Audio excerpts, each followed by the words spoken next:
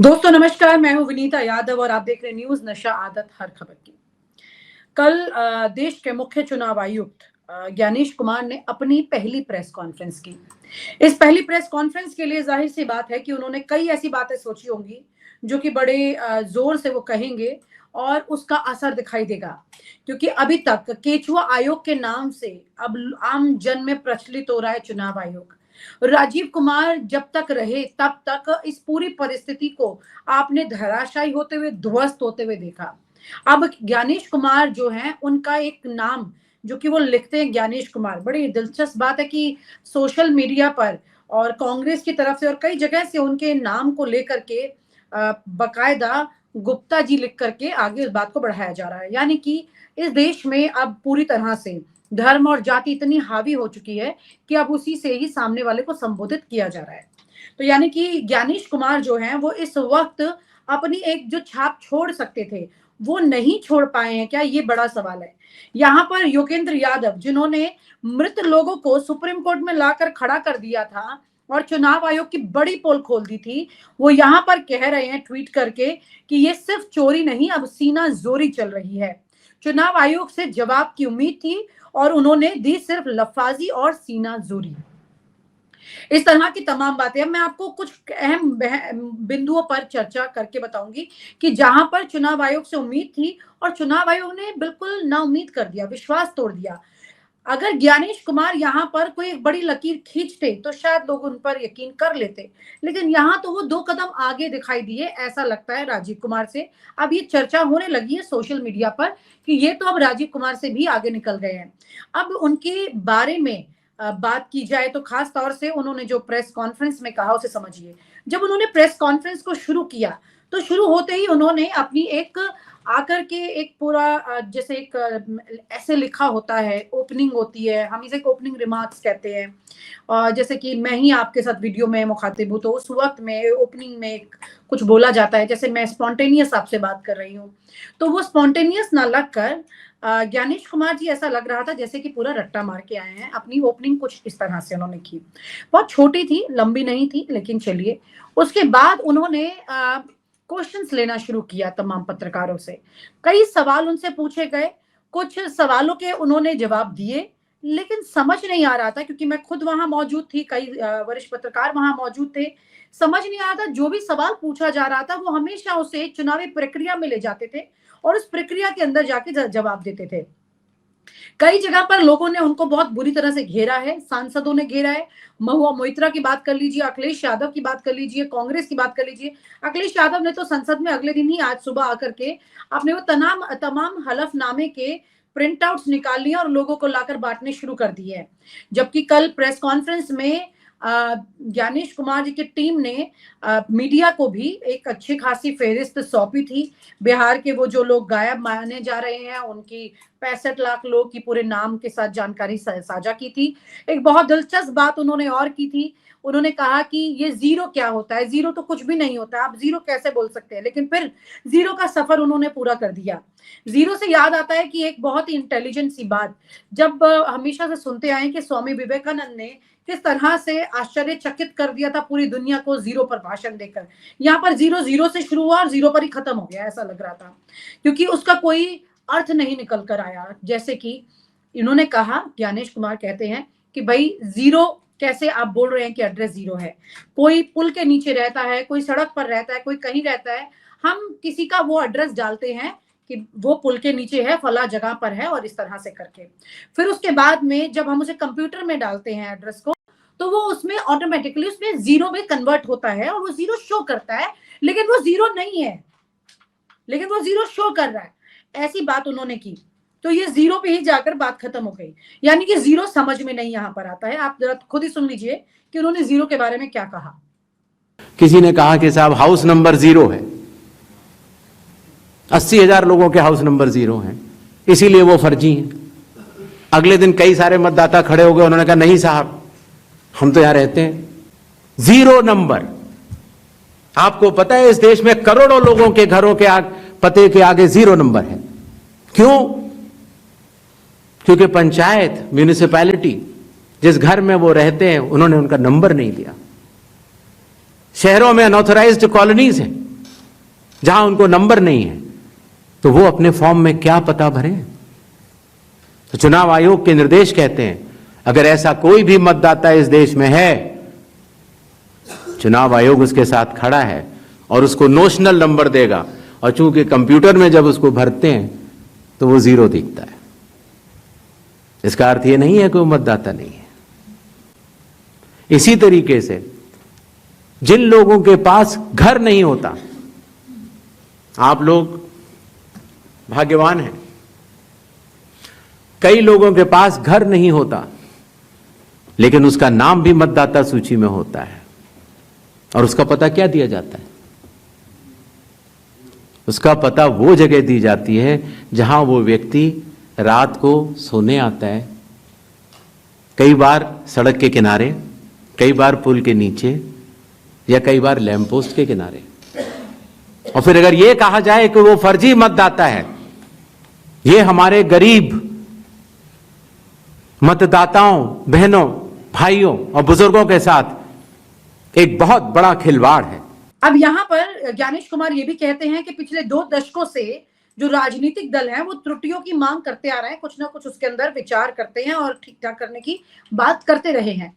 तो इसे ऐसा लग रहा था इस प्रेस कॉन्फ्रेंस को देखकर जैसे कि चुनाव आयोग किसी गुस्से में अपनी बात को सामने रखने के लिए इकट्ठा हुआ। आज वो इसलिए इकट्ठा नहीं हुआ कि मेरे मन में कोई संशय है और उस संशय को वो खत्म कर दे। नहीं, ऐसा नहीं लग रहा था। ऐसा लग रहा था जैसे कि चुनाव आयोग ये कहना चाह रहा है कि भाई आपने हम पर उंगली क्यों उठाई, कैसे उठाई, हमारे पास सारे जवाब हैं, और जवाब वो दे नहीं पा रहा है। ऐसी परिस्थिति वहां पर दिखाई दे रही थी, क्योंकि अगर कोई भी राजनीतिक दल, जैसा उन्होंने एक लाइन में कहा भी, बड़ा कौन है उसमें, जो पार्टियां हैं वो सब चुनाव आयोग के अंतर्गत आती हैं, और चुनाव आयोग के अंतर्गत आती हैं, इसलिए उन सब की बातों का वो जवाब देना उनका बनता है। लेकिन ये जवाब वो नहीं लग रहा था, कुछ और लग रहा था। बड़ी दिलचस्प बात थी कि इस 1.5 घंटे की प्रेस कॉन्फ्रेंस को उन्होंने किया इसलिए क्योंकि राहुल गांधी की जो पीपीटी प्रेजेंटेशन थी उसके जवाब में, लेकिन पूरी प्रेस कॉन्फ्रेंस में 1.5 घंटे में एक बार भी उन्होंने राहुल गांधी का नाम नहीं लिया, लेकिन उन्होंने पीपीटी का जिक्र कई बार किया। कई बार उन्होंने कहा कि कोई पीपीटी से ये बता दे, कोई पीपीटी से वो बता दे। ऐसा लग रहा था जैसे कोई सास अपनी बहू को ताने मार रही हो। ये देश का लोकतंत्र है और बहुत अहम रोल है चुनाव आयोग का। उन्होंने कहा भी कि 7 करोड़ जनता जो है बिहार की, वो चुनाव आयोग के साथ है। तो मैं इस बात को भी, थोड़े फैक्ट को करेक्ट करना चाह रही हूँ कि वो उनके साथ नहीं है, वो उनसे रजिस्टर्ड है। साथ वो उनके होगी जिनको वो वोट देगी और जो वहां सत्ता में आएंगे, और वोट भी पारदर्शी हुआ तब उसके बाद ये परिणाम अपने आप सच बता देगा। तो ज्ञानेश कुमार जी को इस मुगालते से थोड़ा बाहर आना चाहिए। ये लोग उनके साथ रजिस्टर में रजिस्टर्ड हैं, ये उनके चुनाव आयोग में रजिस्टर्ड हैं। तो पॉइंट ये नहीं है कि भाई वो उनके साथ है। ऐसा लग रहा था जैसे कि कोई पॉलिटिकल पार्टी का स्टेटमेंट चल रहा हो। खैर, इसके बाद उन्होंने एक बात ये कही कि माँ बेटी के वीडियो क्या आप चाहेंगे कि साझा कर दिए जाए। मैं थोड़ा हैरान हुई, मुझे समझ में नहीं आई कि ये क्या बात कह रहे हैं कि आप अपनी माँ बहनों के फोटोज को आप किसी ने साझा कर दिया, कैसे आपने ये किया। यानी कि राहुल गांधी जब फोटोज दिखा रहे थे अपने पीपीटी में, उसमें महिलाओं की जो फोटो थी उस पर उन्होंने संशय किया और कहा कि कैसे आप साझा कर रहे हैं। मुझे समझ में नहीं आता कि फोटो वाला कॉन्सेप्ट तो जब आप जाते हैं, जानकारी लेते हैं, वैसे भी निकल के आती है, और जो लोग हैं जिनके बारे में आप जिक्र कर रहे हैं, फोटोज वैसी भी क्लैरिटी नहीं दे रही है। फोटोज का साझा करना, खुद वेबसाइट पर जाकर के भी लोग चीजें, जानकारी जुटाते हैं, वहां भी आपको मिल सकती है। ये सीसीटीवी की फुटेज को साझा करने वाली बात, ऐसा लग रहा था जैसे कि जानबूझ के मीन में निकाले जा रहे हो। यहाँ पर उन्हें ध्यान इस बात पर देना था कि राहुल गांधी एक ऐसे व्यक्ति हैं जो कि एक बड़ी पार्टी का कि अभी वो देश में संसद में नेता प्रतिपक्ष हैं, एक बड़ी पार्टी की दिशा दशा को तय कर रहे हैं, और जो कि कई बार सत्ता में आ चुकी है। तो उनके सवालों को यूं ही जाने देने की जगह उस पर ध्यान देते हुए और तथ्यों के साथ में उसका जवाब देना चाहिए था। लेकिन ज्ञानेश कुमार जी कुछ और मूड में लग रहे थे। पहली प्रेस कॉन्फ्रेंस थी, हो सकता है कि उन्होंने सोचा हो कि पहली प्रेस कॉन्फ्रेंस है तो मैं इसे सोच समझ करके बोलूं, और इस चक्कर में शायद उनकी कुछ चीजें आगे पीछे हो गई हो। तो आगे पीछे में एक बड़ी अजीबोगरीब सी बात थी। यहाँ पर उन्होंने ये कहा कि कुछ दल जो हैं वो मतदाता को अपराधी बना रहे हैं, यानी कि जो हम मतदाता हैं हमें वो अपराधी बना रहे हैं। कैसे? वो उनकी जानकारी अगर दिखा रहे हैं, बता रहे हैं कि ये गलत है, ये सही है, ये है, तो वो उनको कह रहे हैं अपराधी बना रहे हैं। यानी कि एपिक नंबर की जहां पर जिक्र किया जाता है कि भाई एक एपिक नंबर पर 2 बार वोट नहीं डाल सकता है व्यक्ति, ये गैर कानूनी है, ऐसा उन्होंने कहा। तमाम वो बेसिक बातें बताने की उन्होंने कोशिश की, लेकिन यहाँ पर एक बहुत बड़ा मजाक लगता है। आपको याद होगा एक बहुत ही बड़े हास्य कलाकार जसपाल भट्टी, जब वो सिस्टम के बारे में बताया करते थे तो सारी तस्वीर साफ रख देते थे। आज उनकी याद आ रही है, शायद वो बेहतर तरीके से समझा पाते, दुनिया में नहीं है, लेकिन उनकी वो तमाम बातें जो कि सिस्टम की पोल को ऐसे खोलती हैं, जिसके बारे में इतना हंगामा है, वो तो गली गली में यूं ही खुला घूम रहा है, ऐसी परिस्थिति उसमें दिखाई देती है। यानी कि जिस एपिक नंबर के तमाम कानून और नियम यहाँ पर ज्ञानेश कुमार बता रहे थे, वो तमाम चीजें तो इस तरह से सामने प्रत्यक्ष है जो कि सुप्रीम कोर्ट भी देखकर हैरान हो गया है। जिस तरह से मजाक कागजों के साथ इस देश में कई बार हुआ है, हजारों करोड़ों नंबर्स के साथ होता है, उसे देखकर हैरानी होती है। मुझे यहाँ पर याद आ रही है मेरी एक वो स्टोरी जो मैंने 2017 में 17-18 में की थी एक टीवी चैनल के लिए। उत्तर प्रदेश में आजमगढ़ में एक मृतक संघ है। मृतक संघ मतलब वो लोग हैं, इसके सदस्य जो लोग की मर चुके हैं। मर चुके मतलब शरीर से नहीं मरे हैं, वो कागजों पर मर चुके हैं। तो इस खबर को जब मैंने किया था तो मैं बड़ी हैरान हो गई थी ये देखकर कि कैसे कोई बेटा अपनी माँ, जिंदा माँ की जायदाद को जब हड़पना चाहता है तो पटवारी के पास जाकर कागज में घालमेल करता है और माँ को कागज में मार देता है, घर से निकाल देता है और उसकी संपत्ति खुद ले लेता है, क्योंकि उसके पास बेनिफिशियरी वही है। यानी कि यहाँ पर कागजों पर व्यक्ति को मार दिया जाता है। ऐसे कई लोग जिंदा घूम रहे हैं, जिनमें से कुछ ने विधानसभा में जाके कागज फाड़े, किसी ने जज को थप्पड़ मार दिया, लेकिन कुछ भी उनका नहीं हो सकता, चाहे वो मर्डर कर दें, क्योंकि वो मर चुके हैं, शरीर से जिंदा हैं, लेकिन कानून में उनका कोई भी आधार नहीं बचा है। इस खबर को देखने के बाद योगी सरकार ने कहा था कि भाई हम इन लोगों को जिंदा करेंगे, लेकिन वो जिंदा नहीं हुए, वो अभी भी एज इट इज वो मृतक संघ चल रहा है। मेरे व्हाट्सएप ग्रुप में मुझे भी हिस्सा बनाया हुआ इस ग्रुप का, क्योंकि मैं तो कागजों पे भी जिंदा हूँ, खैर आपको ये बता दूं, लेकिन उन तमाम पत्रकारों को हिस्सा यहाँ पर बनाया है जो कि इस मृतक संघ के बारे में जानकारी जुटा सकते हैं, उनको जानकारी मिल सकती है। तो यही कुछ यहाँ तस्वीर है। इसमें मुझे ये पता चला था कि एक पटवारी अगर आदमी को मार देता है तो राष्ट्रपति भी उसे जिंदा नहीं कर सकता है। ऐसे ही यहाँ पर बीएलओस बीएलएस की बात की जा रही है, उनके पास क्या चीजें हैं, कैसे वो काम कर रहे हैं, कितने के पास फोन है, नहीं है, किसको जिंदा कर रहे हैं, किसको मार रहे हैं। ज्ञानेश जी यहाँ कुर्सी पर बैठकर बड़े आराम से सबकी गारंटी कैसे ले सकते हैं? आप मान लीजिए ना कमी है, अगर आपको कमी नहीं है तो फिर कमी अगर नहीं है और बाकी लोग उस कमी को दिखा रहे हैं तो फिर आप घिर चुके हैं, आप ये समझ लीजिए। इस तरह की तमाम तस्वीरें इस प्रेस कॉन्फ्रेंस में रही। कई लोगों ने सवाल पूछने की कोशिश की और कई लोगों ने बड़े अच्छे सवाल पूछे भी। कई लोगों ने सवाल तो अच्छे पूछे, लेकिन उनके जवाब ज्ञानेश कुमार जी ने नहीं दिए।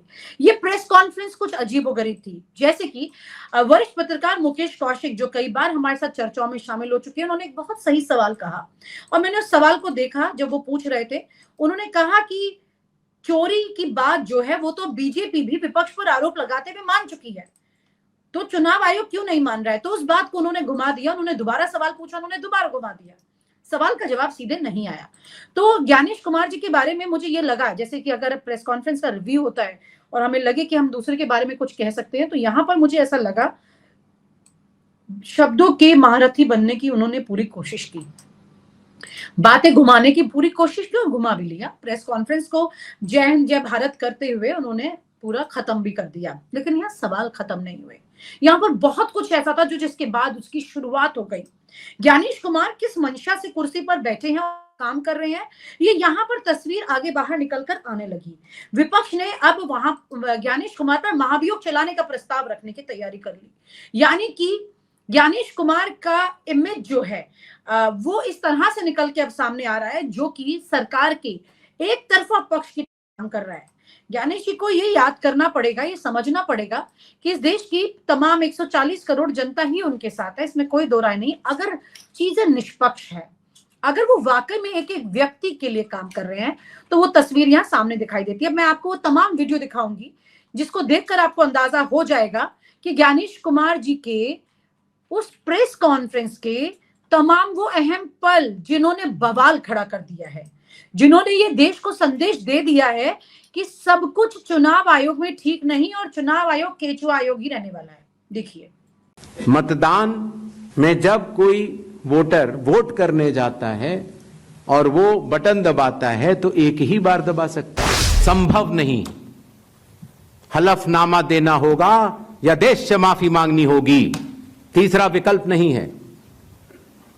आपके माध्यम से मैं ये भी कहना चाहता हूं, अगर 7 दिन में हलफनामा नहीं मिला तो इसका अर्थ ये सारे आरोप निराधार हैं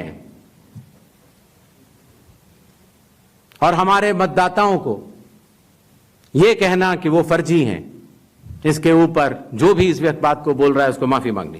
हमने कुछ दिन पहले देखा कि कई मतदाताओं की फोटो उनकी अनुमति के बिना मीडिया के समक्ष रखी गई, उनके ऊपर आरोप लगाए गए, उनका इस्तेमाल किया गया।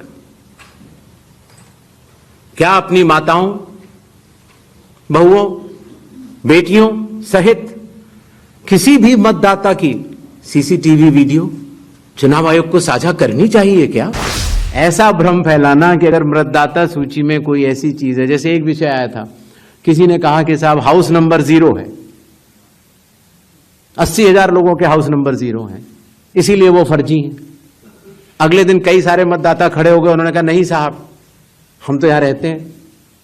तो आपके थ्रू मैं जनता को बताना चाहता हूं कि हर पंचायत और हर म्यूनिसिपैलिटी में जरूरी नहीं है कि आपका घर होते हुए भी उसको घर का नंबर दिया गया। तो चुनाव आयोग जो कि एक एक मतदाता को ढूंढ कर उसका वोट डलवाता है।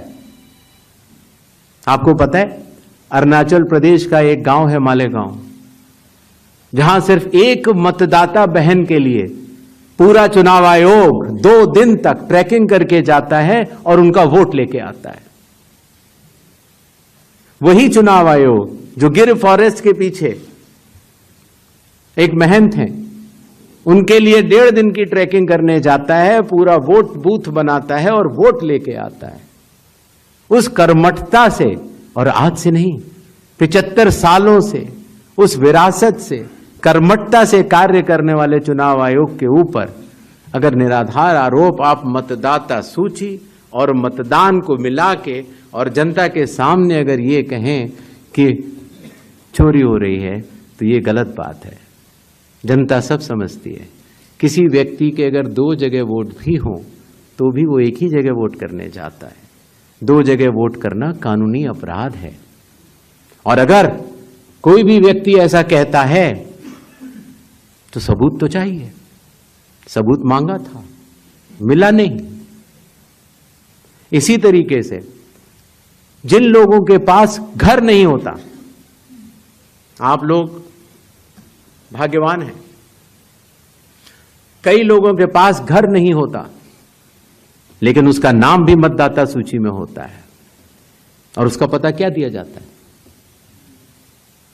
उसका पता वो जगह दी जाती है जहां वो व्यक्ति रात को सोने आता है, कई बार सड़क के किनारे, कई बार पुल के नीचे, या कई बार लैंप पोस्ट के किनारे।